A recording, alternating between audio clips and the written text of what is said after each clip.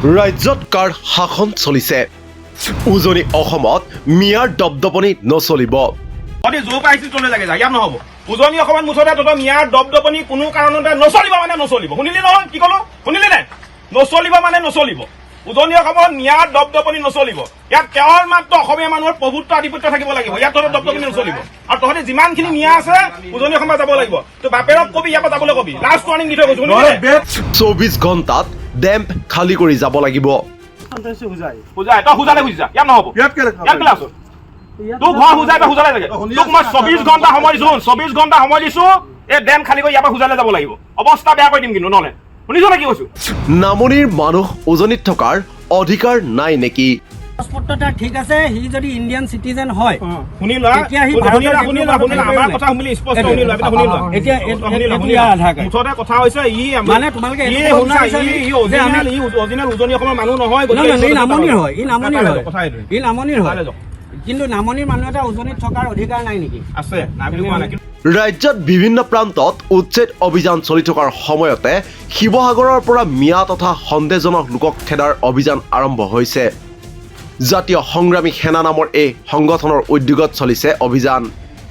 দেওবাৰৰ পুৱাৰ পৰা জিলাখনৰ ৩৭ নং ৰাষ্ট্ৰীয় ঘাইপথৰ কাষৰ কেইবাটাও ডেম্পত সন্দেহজনক লোকক বিচাৰি অভিযান চলাই সংগঠনটোৰ নেতাকৰ্মীয়ে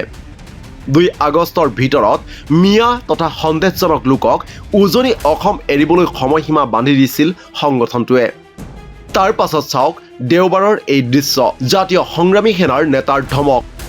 উজনি অসমত নচলিব মিয়াৰ দপদপনি যদি জোৰ পাইছিল চলে লাগে যায় ইয়াত নহব উজনি অসমত মুঠতে তত মিয়াৰ দপদপনি কোনো কাৰণতে নচলিব মানে নচলিব শুনিলি নহয় কি কলো শুনিলি নাই নচলিব মানে নচলিব উজনি অসমত মিয়াৰ দপদপনি নচলিব ইয়াত কেৱল মাত্ৰ অসমীয়া মানুহৰ প্ৰভুত্ব আধিপত্য থাকিব লাগিব ইয়াত তহঁতৰ দপদপনি নচলিব আৰু তহঁতে যিমানখিনি মিয়া আছে উজনি অসমত যাব লাগিব তো বাপেৰক কবি ইয়াৰ পৰা যাবলৈ কবি লাষ্ট ৱাৰ্ণিং দি থৈ গৈছো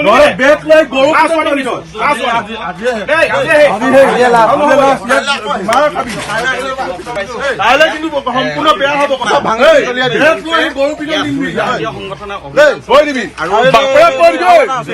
এইবাৰ চাওক এই দৃশ্য 24 ঘণ্টাৰ ভিতৰত এগৰাকী লোকক ডেম্প খালী কৰি শিৱসাগৰ ত্যাগ কৰিবলৈ নিৰ্দেশ জাতীয় সংগ্ৰামী সেনাৰ নেতাৰ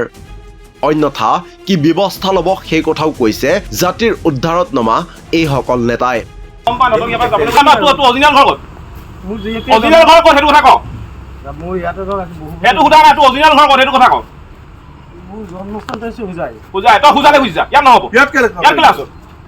তোক ঘৰ বুজাই তই বুজালে লাগে তোক মই 24 ঘণ্টা সময় দিছো 24 ঘণ্টা সময় দিছো এই ডেম খালী কৰি ইয়াৰ পৰা বুজালে যাব লাগিব অৱস্থা বেয়া কৰি দিম কিন্তু নহলে শুনিছ নে কি কৈছো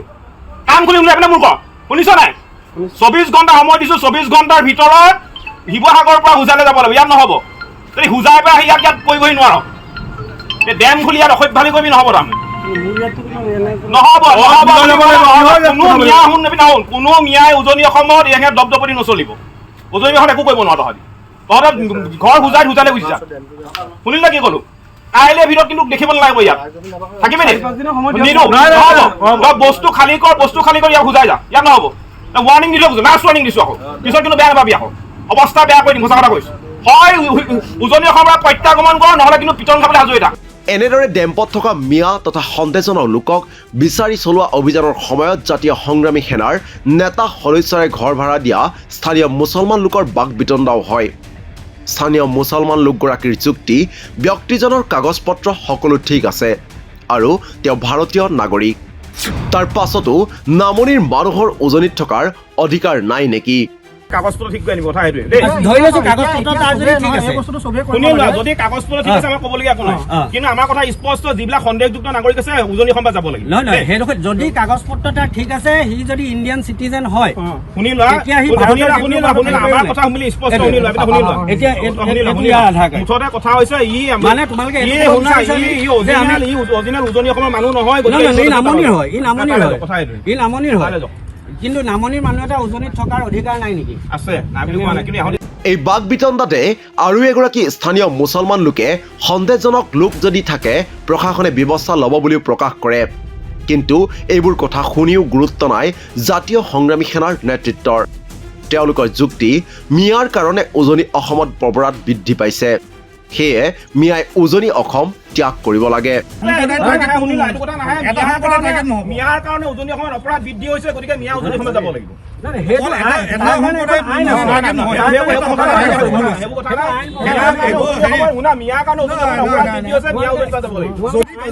যদি কিবা হেৰি আছে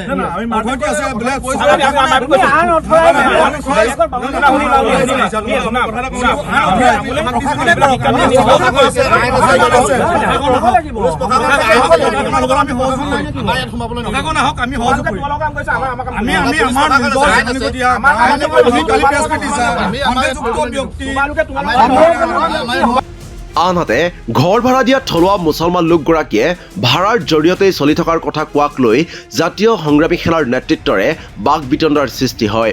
চাওক সেই দৃশ্য। আপোনালোকে যদি ঘৰে ঘৰে আহি ভাড়া ঘৰটো যিটো মানুহৰ এটা সংস্থাপন, যিটো মানুহৰ যিটো এটা সংস্থাপন, মোৰ এতিয়া ঘৰত 5টা ঘৰ ভাড়া ঘৰ আছে, মোৰ ঘৰত পাছফালে 5টা ভাড়া ঘৰ আছে, তাত মই 5জন নগাঁৱৰ মানুহ মই ভাড়া দি থৈছোঁ। সেইটো মোৰ সংস্থাপন, তাতে মই এটা মানে মাহিলী। তুমি বেলেগ ভাড়া দিয়া, আমি ক'বলগীয়া নাই, বেলেগ মানুহ আপুনি দিব নোৱাৰিব নি? মিয়া কিতাপতে আপুনি বেলেগ মানুহ আমাৰ লোকেল মানুহ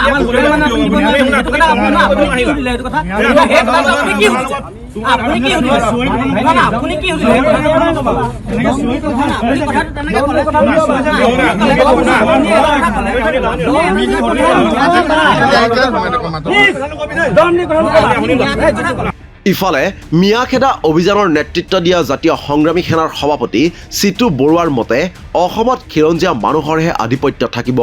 মিয়াৰ দপদপনি নচলিব। না, আমাৰ কথাবিলাক স্পষ্ট। এই মাতৃভূমিত কেৱল মাত্ৰ খিলঞ্জীয়া মানুহৰ প্ৰভুত্বৰ আধিপত্য থাকিব লাগিব। ইয়াত মিয়াৰ দপদপনি আমি কোনো কাৰণতে সহ্য নকৰোঁ। আৰু আমি ইতিমধ্যে যোৱাকালি কৈছোঁ যে আজিৰ তাৰিখৰ পৰা আমি শিৱসাগৰ জিলালৈকে ধৰি উজনি অসমত মিয়া বিৰোধী আমি অভিযান চলাম। আৰু পুৱা আমি 4টা বজাৰ পৰা আমি শিৱসাগৰত মিয়া বিৰোধী অভিযান চলাইছোঁ। পুৱা 4টা বজাত আজি এখন যিহেতু শিৱসাগৰ কৃষক বজাৰ বহে, আৰু সেই কৃষক বজাৰখনলৈ নামনি অসমৰ পৰা বিভিন্ন ধৰণৰ মিয়াই ইয়াত আপোনাৰ বজাৰ দিবলৈ আহে, গতিকে সেই শাক পাচলি গাড়ী আমি উভতাই পঠাইছোঁ। তাৰপিছত আমি শিৱসাগৰত থকা যিবিলাক লোহাৰ ডেম আছে, লোহাৰ ডেমবিলাকলৈ আমি গৈছোঁ, আৰু লোহাৰ ডেমত থকা মিয়াসমূহক আমি অতি শীঘ্ৰেই উজনি অসম ত্যাগ কৰিবলৈ আমি তেওঁলোকক দাবী জনাইছোঁ। অন্যথা আমাৰ কথা স্পষ্ট হয়, উজনি অসমৰ পৰা প্ৰত্যাগমন কৰক, নহ'লে কিন্তু পিটন খাবলৈ আজৰি থাকক। উল্লেখ্য যে কেইমাহমানৰ পূৰ্বেও শিৱসাগৰত এই দল সংগঠনবোৰেই চলাইছিল মিয়াখেদা অভিযান, কিন্তু সেই অভিযান কিমান দূৰ সফল হ'ল সেয়া বৰ্তমানৰ পৰিস্থিতিয়ে প্ৰমাণ কৰে। তাৰ পাছত এতিয়া চৰকাৰৰ উচ্ছেদ অভিযানৰ আলম লৈ শিৱসাগৰত পুনৰ আৰম্ভ হৈছে মিয়াখেদা অভিযান, য'ত অতি ৰহস্যজনকভাৱে মৌন হৈ আছে চৰকাৰ আৰু প্ৰশাসন। সেয়ে প্ৰশ্ন হয়, ডক্টৰ হিমন্ত বিশ্ব শৰ্মাৰ শাসনকালত সমান্তৰালভাৱে কাৰ শাসন চলিছে? নিউজ ডেস্ক ৰিপৰ্ট, দি ক্ৰছ কাৰেণ্ট।